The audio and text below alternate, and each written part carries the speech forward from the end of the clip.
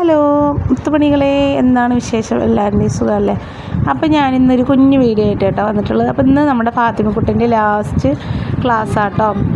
ഇനി 2 മാസം കഴിഞ്ഞിട്ടേ കാണുള്ളൂ. അപ്പോൾ അവൾ ലാസ്റ്റ് ദിവസം ചെറിയൊരു മീറ്റിംഗ് ഒക്കെ ഉണ്ടായിരുന്നു കേട്ടോ. പിന്നെ ഞാൻ പോകുമ്പോൾ അവിടെ ഭയങ്കര തിരക്കായിരുന്നു. അപ്പോൾ എന്താണാവോ എന്ന് വിചാരിച്ചു. നോക്കുമ്പോൾ എന്താണ് നമ്മുടെ ഇപ്പോൾ തിരഞ്ഞെടുപ്പൊക്കെ നടക്കാൻ പോവുകയല്ലേ, അതിൻ്റെ നമ്മുടെ ശോഭാ സുരേന്ദ്രൻ നമ്മുടെ ഫാത്തിമക്കുട്ടിൻ്റെ സ്കൂളിൽ വന്നിട്ടുണ്ടായിരുന്നു കേട്ടോ. അപ്പോൾ അതിൻ്റെ ഒരു ഫോട്ടോ എടുക്കലും ഒക്കെ ആയിരുന്നു അവിടെ. പിന്നെ അപ്പോൾ എന്തായാലും നമുക്കും പോയതുകൊണ്ടൊന്ന് നേരിട്ട് കാണാൻ പറ്റിയിട്ടോ. സ്കൂളിൽ വന്നതുകൊണ്ട് നമ്മുടെ ഫാത്തിമക്കുട്ടി ആ സ്കൂളിൽ പഠിക്കുന്നത് കൊണ്ട് ചൈതന്യ സ്പെഷ്യൽ സ്കൂള്, സുഖമില്ലാത്ത കുട്ടികളുടെ സ്കൂളല്ലേ. അപ്പോൾ നിറയെ കുട്ടികളുണ്ട് കേട്ടോ അവിടെ. നല്ല സ്നേഹമുള്ള ടീച്ചർമാരും ഒക്കെയാണ് കേട്ടോ അവിടെ ഉള്ളത്. അപ്പോൾ നല്ല എല്ലാവരോടും പെരുമാറാനും പിന്നെ നമ്മുടെ കുട്ടികളെ ഇതാക്കാനും ഒക്കെ ഉള്ള നല്ലൊരു സ്കൂളാണ്. അപ്പോൾ അവിടെ വന്നിട്ടുണ്ടായിരുന്നു. അപ്പോൾ അവരെയൊക്കെ ഒന്ന് നേരിട്ട് കാണാൻ നമുക്ക് പറ്റി. നമ്മളിതുവരെ കട്ടൗട്ടിലും ഇങ്ങനെയൊക്കെയല്ലേ കണ്ടിട്ടുള്ളൂ. അപ്പോൾ നേരിട്ട് ഞാൻ ആദ്യമായിട്ടാണ് കേട്ടോ കാണുന്നത് ഇങ്ങനെ ഒരാളെ.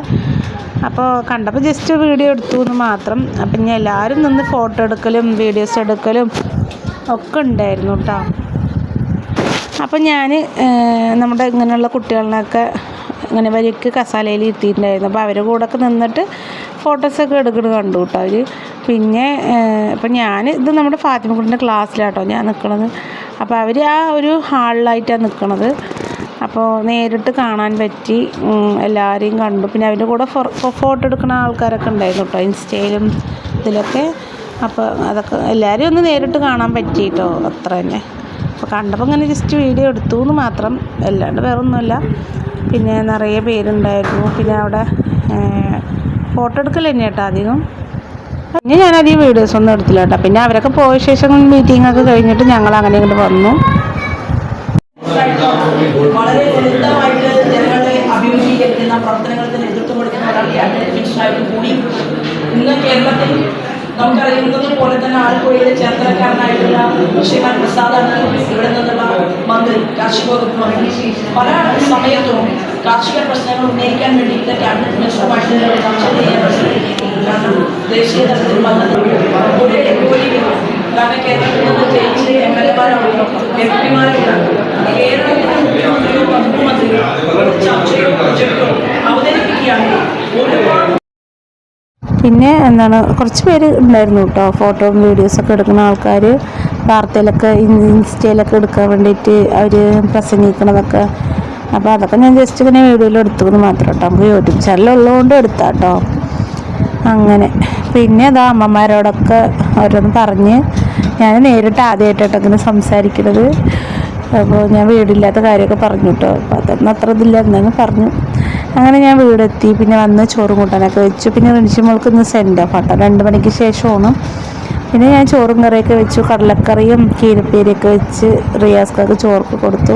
ഞാൻ വെച്ചിട്ടുണ്ടായിരുന്നില്ല കേട്ടോ, വന്നിട്ട് വയ്ക്കാമെന്ന് വിചാരിച്ചു. പിന്നെ നമ്മുടെ താഴത്ത് വീടുത്ത ആൾക്കാർ ഒഴിഞ്ഞു കേട്ടോ. അപ്പോൾ അവിടെ താഴത്ത് റിൻഷിമോളും കാത്തിരിക്കട്ടെ. അപ്പോൾ അവൾ റെഡിയാവുമായിരുന്നു. അവൾക്ക് ഇന്ന് സെൻഡ് ഓഫ് ആണ്. 2 മണിക്ക് തുടങ്ങി 4:30 വരെ ഉണ്ട്.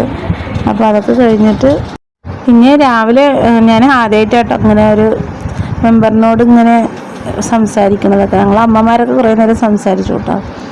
അവർ നല്ല സ്കൂളത്തെ ആൾക്കാരായിട്ട് നല്ലൊരു കമ്പനിയാന്ന് തോന്നുന്നു. പിന്നെ അങ്ങനെ ഞാൻ റിൻഷിമോളിനെയും കൂട്ടി 2 മണിക്ക് സ്കൂളിലേക്ക് പോകും കേട്ടോ. അവളെ ആക്കിയിട്ട് പിന്നെ ഫാത്തിമാനെ വിളിക്കാൻ പോകും. ഇനി 2 മാസം കഴിഞ്ഞിട്ടല്ലേ എല്ലാവരും, എത്ര വേഗമല്ലേ 1 വർഷം പോയതേ അറിഞ്ഞില്ല. ഇനിയിപ്പോൾ +1 ആയി.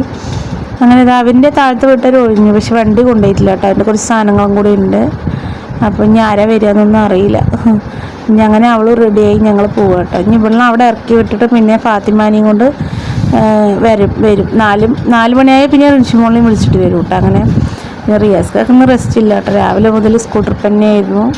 ഇടയിൽ ഒരിത്തിരി ചോറയ്ക്കാനുള്ള സമയം കിട്ടിയെന്ന് മാത്രം. പിന്നെ അങ്ങനെ ഞങ്ങൾ വണ്ടിയിൽ ഇങ്ങനെ പോകട്ടെ. എന്താ ചൂട്, ഭയങ്കര ചൂടാട്ടോ നമ്മുടെ ഇവിടെ, ചുട്ട് പൊള്ളണ സാധാരണ. അതിൻ്റെ ഇടയിൽ ഇവർ എങ്ങനെ തന്നെയാണ് അവർ ചൂടുള്ള ഡ്രസ്സൊക്കെ ഇട്ടിട്ട് ആഘോഷിക്കാൻ പോണത്. അങ്ങനെ പിന്നെ അവളെയും കൂട്ടിയിട്ട് ഇവളെയും 2 ആളെയും കൂട്ടിയിട്ടാട്ടോ ഞാൻ വന്നത്. പിന്നെ ഇതാവളുടെ സ്കൂൾ ഫോട്ടോ ഒക്കെ കിട്ടി. അപ്പം നമ്മുടെ വീഡിയോ ഇത്രയുള്ളൂ, ഒന്ന് മൈൻഡപ്പ് ചെയ്യട്ടോ. അപ്പോൾ ടാറ്റാ ബൈ.